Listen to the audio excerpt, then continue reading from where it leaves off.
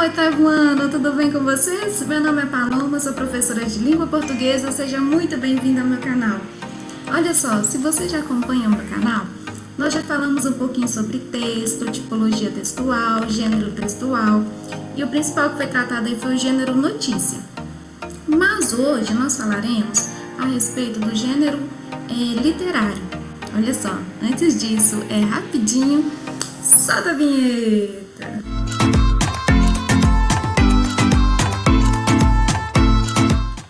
Gente, o gênero textual literário, ele é completamente diferente, por exemplo, de um texto jornalístico, como a notícia.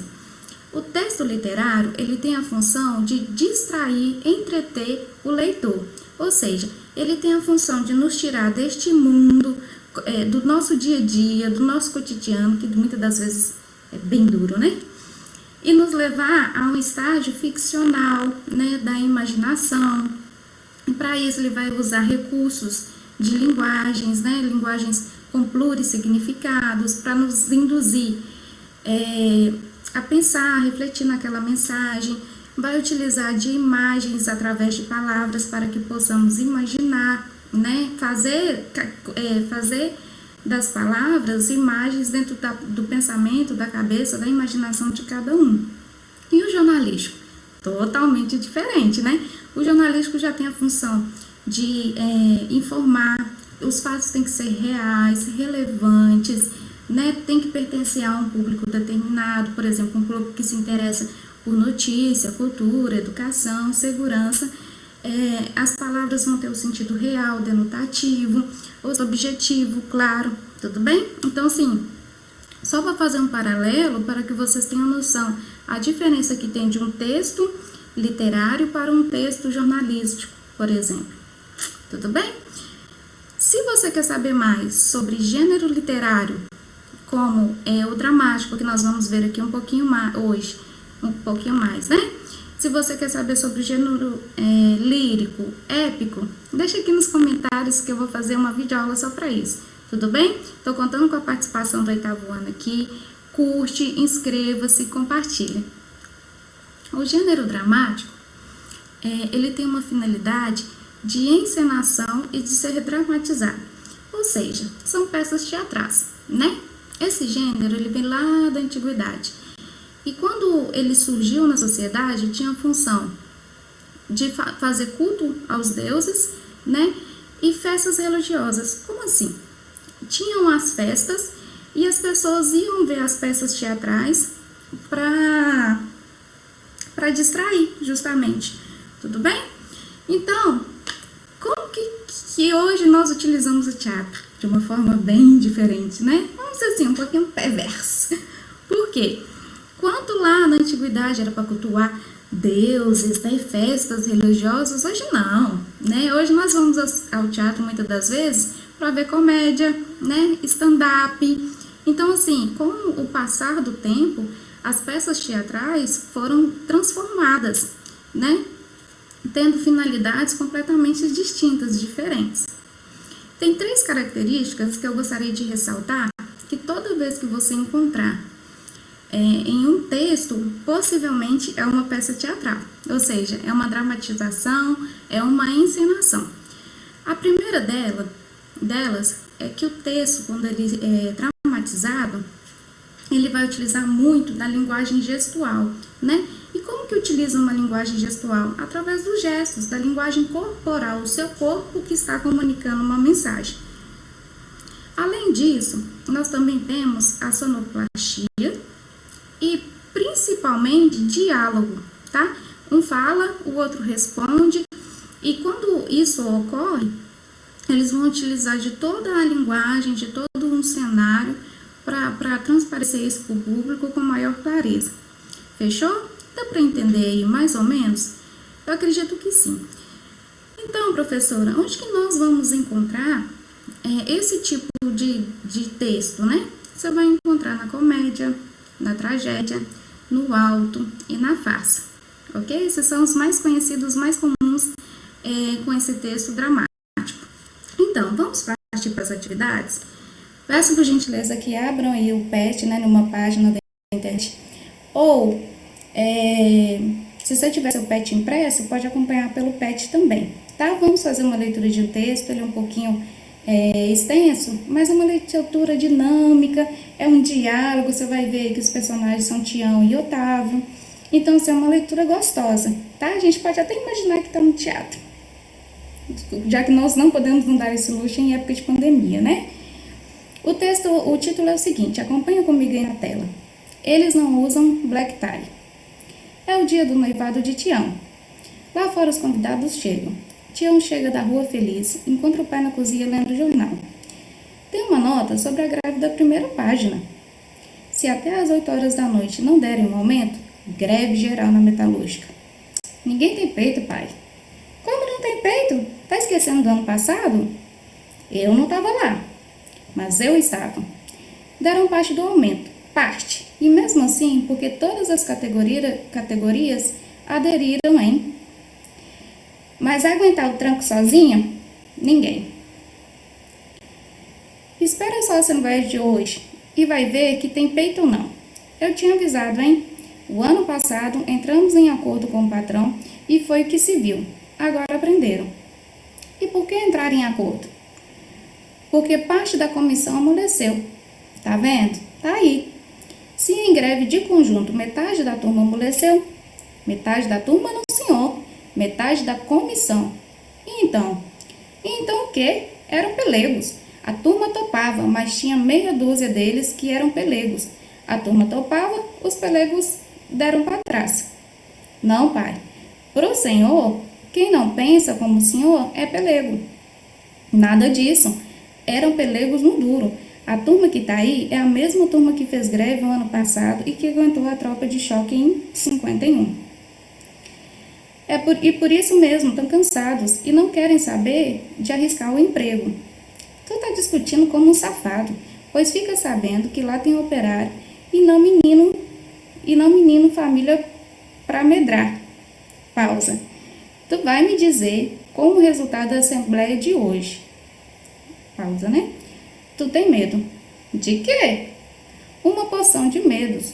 Um é de perder o emprego. Não é medo.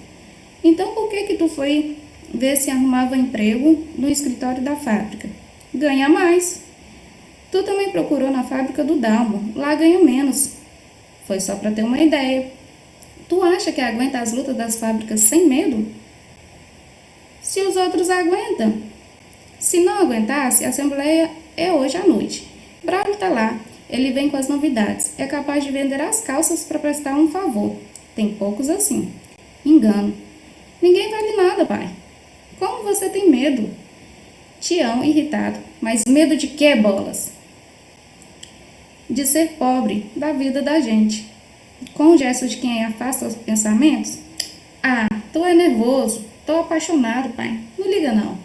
Se vocês quiserem, esse aí foi o texto, né? Se vocês quiserem e tiverem interesse de acessar o texto na íntegra, tem aí disponível para vocês o endereço eletrônico, tá? Só clicar aí.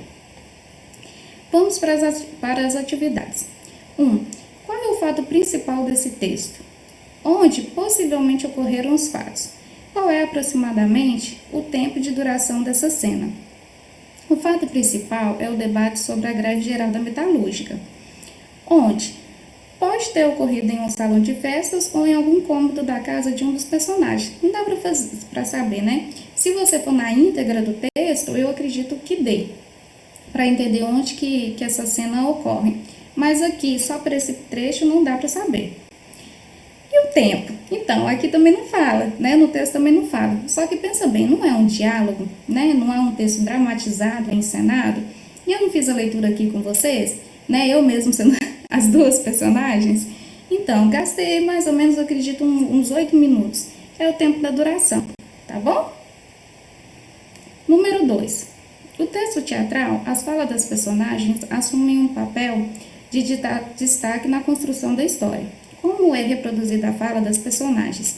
Pelo discurso direto e indireto, né? Ou indireto, que eu acredito que a questão queria dizer. Discurso direto é quando as personagens reproduzem a própria fala, ou seja, não tem um narrador para contar a história. E o discurso ele vai ser indireto quando o narrador apropria-se das falas das personagens e contam com as suas palavras. Uma fofoquinha, tudo bem? Então aí, nesse caso, né, no caso aí do drama, o discurso é direto, transição exata da fala das personagens, sem participação do narrador. Embaixo aí, se vocês continuarem a leitura, está escrito assim, ó, discurso indireto. É caracterizado por ser uma intervenção do narrador no discurso, ao utilizar suas próprias palavras para reproduzir as falas das personagens. Eu deixei aí só para que vocês conhecessem, estudassem mais um pouco, tá? Para ser, né, se fosse um discurso indireto, eu teria que ter um narrador, né, contando o diálogo entre Tião e Otávio, ok? Não é o que ocorre, o gabarito aí é discurso direto. 3. Embora o narrador esteja ausente, conseguimos ter uma visão ampla acerca das personagens. Que ideia você faz de Tião e Otávio? Essa resposta é pessoal, ok? Vocês lendo aí, o que você achou dos dois personagens? Eu vou dar aqui meu ponto de vista, a minha interpretação, mas fiquem à vontade, né, para comentar aqui no vídeo, para dizer o que vocês acharam, se concordam ou não comigo, tudo bem? Ó, Tião aparenta ter uma personalidade mais explosiva, mais nervosa, enquanto o Otávio é incrédulo, inseguro, duvidoso de tudo, né? Eu senti isso aí nas falas dos personagens, né? Aí eles perguntam assim, de que forma as características são reveladas, né? Que são reveladas por marcações feitas pelos textos, ações e pela interpretação das falas do personagem. Então, assim, aparecia lá, estava irritado, fez como afastando pensamentos, né? Tipo, né? Então, dá a impressão de uma pessoa nervosa, agitada e algo do tipo aí. Então, esse é o gabarito. Tranquilo? 4. Há no texto teatral alguns trechos em letras de tipos diferentes, ou seja, em itálico, como por exemplo, Tião, aí ó, lembra que eu falei? Irritado, né? Mas medo de que, bolas? Otávio, de ser pobre, da vida da gente. Tião, com gesto de quem afasta os pensamentos, tá? Tô nervoso, tô apaixonado. Pai, não liga não. Aí pergunta aqui, qual é a função desses trechos? São palavras inseridas no texto para auxiliar o ator na hora de interpretar os gestos, sentimentos e emoções essenciais para determinada cena. Por que são essenciais?